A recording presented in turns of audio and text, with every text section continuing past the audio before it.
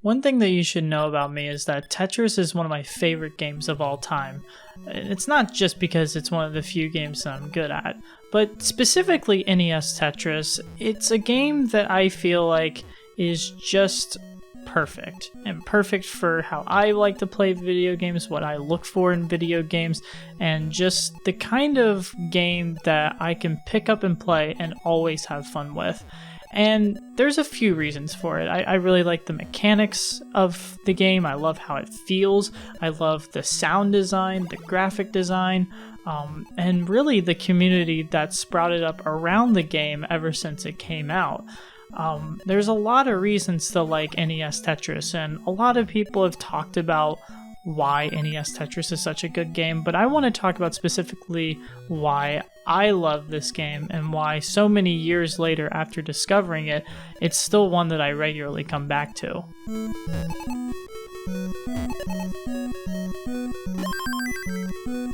Now, usually people think of the Game Boy version when old Tetris is mentioned, and that makes sense because it was one of the most popular, if not the most popular version of Tetris ever released.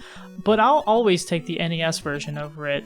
I'll review the Game Boy version eventually. I'm not sure if it's going to be soon after this or when, but I'll get to it eventually. But I always felt that the Game Boy version was a lot more restricted than the NES version. I will say though, the music in the Game Boy version is generally much better than the NES version, but I just feel that overall, if I'm going to pick out a Tetris game to play casually, just wherever I am, I'm usually going to go for the NES Tetris if it's available. The Game Boy version is great if like I'm out and about and it's like the only version I have. Like if I have a Game Boy with me, of course I'll play it, and I can have my own fun with it. But given the choice, I'll always go for the NES version.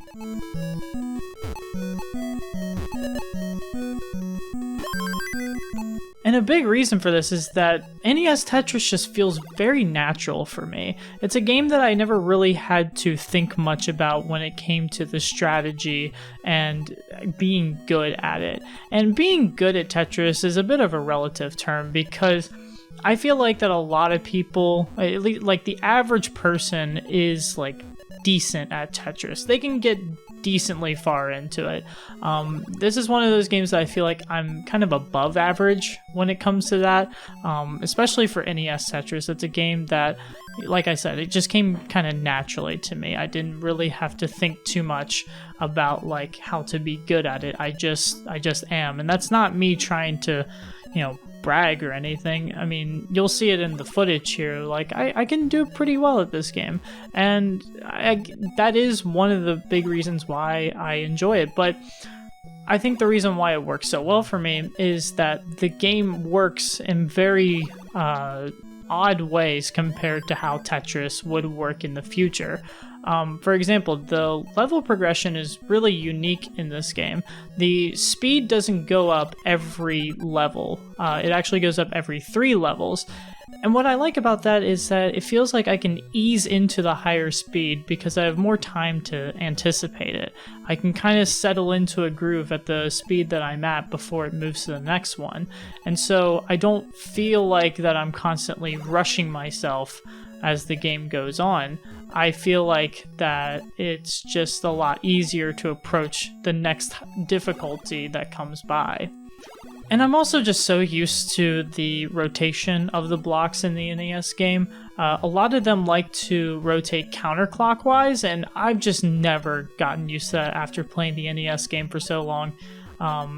As implied, the NES game has the blocks rotate clockwise, and I just find that a lot more natural, and especially when it comes to building up blocks on the left side of the screen versus the right, the clockwise rotation just works a lot better for that strategy. NES Tetris also doesn't have a hold feature. Now, I understand that this has been a standard in Tetris games for decades, but I've never liked holding pieces. I've never understood how to properly add it into a strategy.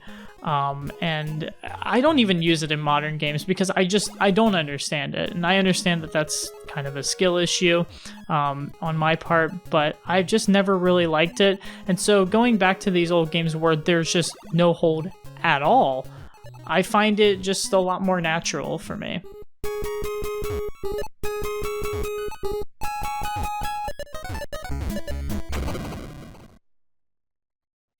And when playing the NES Tetris, one of the things that you'll immediately recognize is the sound design. And I love the music in NES Tetris. I said that the Game Boy has better music overall, but I really do like the music in NES Tetris, specifically Music 3. It has the kind of vibe that just lets me tune out the rest of the world and just focus on the game. And that's the kind of thing you really want for a puzzle game like this. You want to have something that gets you in the zone. And I think that's part of the reason why I end up doing so well at it, is because I'm able to just really focus all of my attention. And trust me, for somebody like me, focusing attention on anything is a feat, honestly. So I think that Music 3 in this game, the chord progression, the bass line, everything about it just gets me focused. If you also notice that Music 2 in this game is the same as Type B in the Game Boy version. It's just in a different key. I think it's pitched down in this version. And then Music 1 is probably the one that most people pick just because it's the default. I used to use Music 1 when I started playing this game, like for a while, but I've always just found that Music 3 is just the most calming for me. It doesn't make me feel rushed. It doesn't make me feel like I don't know, like anxious, you know, because I think that a lot of Tetris music is supposed to invoke like that sort of tense feeling as you like progress, and I think that Music 3 is just a lot more chill, and it helps me just get into a rhythm when playing Tetris.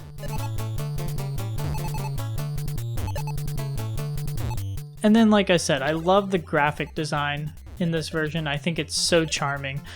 Specifically, I love the color palettes that are used for each level, how it goes from, you know, blue to green. It goes to like this sort of like cotton candy sort of like pink and green that I really like.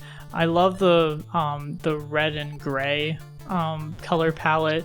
Then there's the red, white, and blue at level 18 and a couple of others.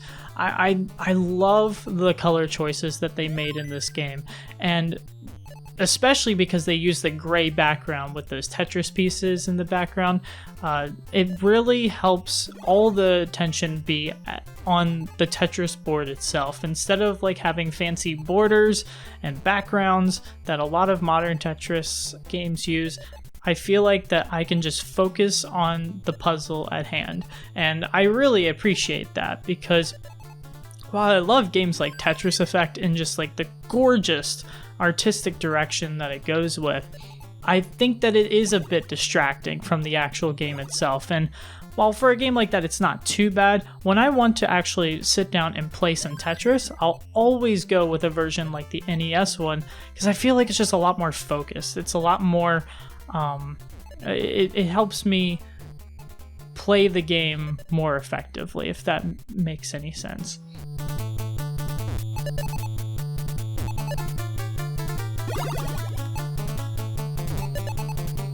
And then there's also the high score screens, which I absolutely love.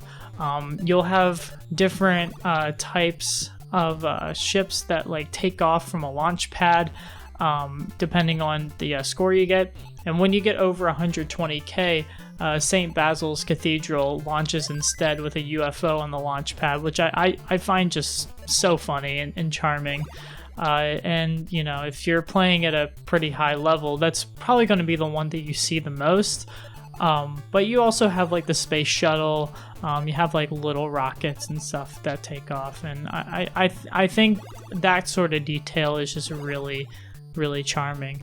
I know that it exists in the Game Boy version. I forget what criteria you have to meet to see them, but modern Tetris doesn't really have that anymore, and I kind of lament that, because I think that stuff like this is just such a nice little cute touch.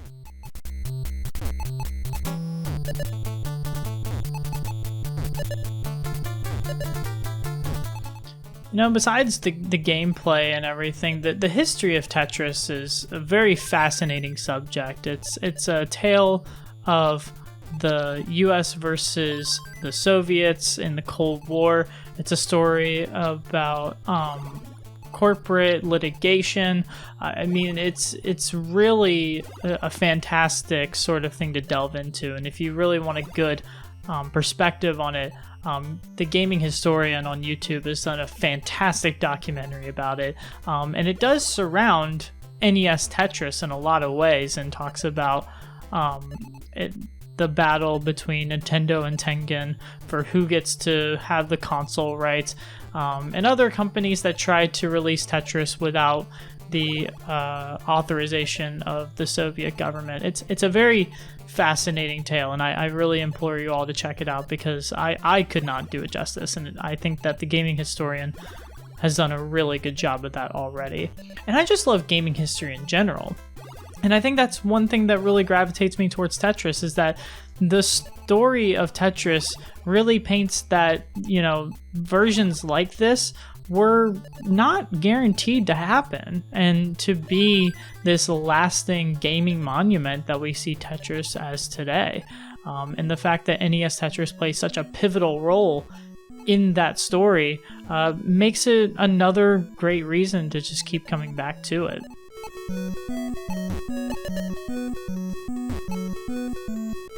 And then you have stuff like the classic Tetris World Championships that's been held since 2010. You got guys like Jonas Neubauer, who absolutely dominated and had so many amazing moments throughout the competitive side of Tetris, and was just a fantastic player. Sadly, Jonas died in 2021 from cardiac arrest, and I remember hearing about that, and it just was devastating, because he specifically, in the community of Tetris players, was such a beacon of positive energy.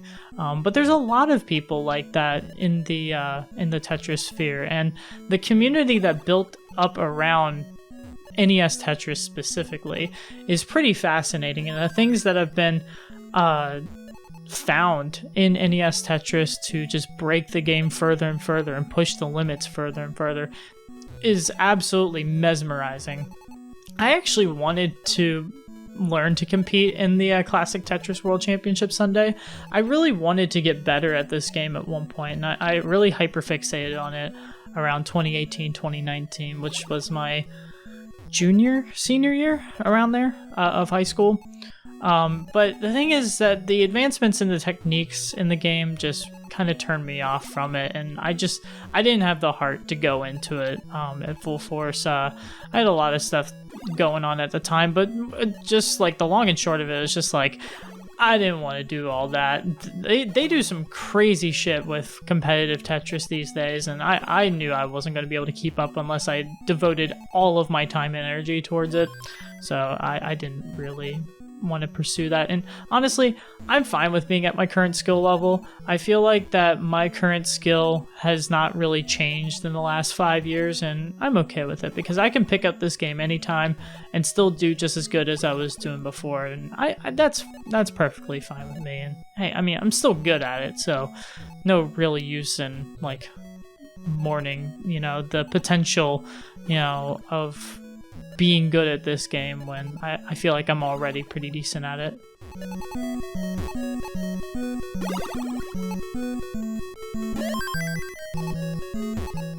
But if you haven't played NES Tetris, I'd really implore you to go try it.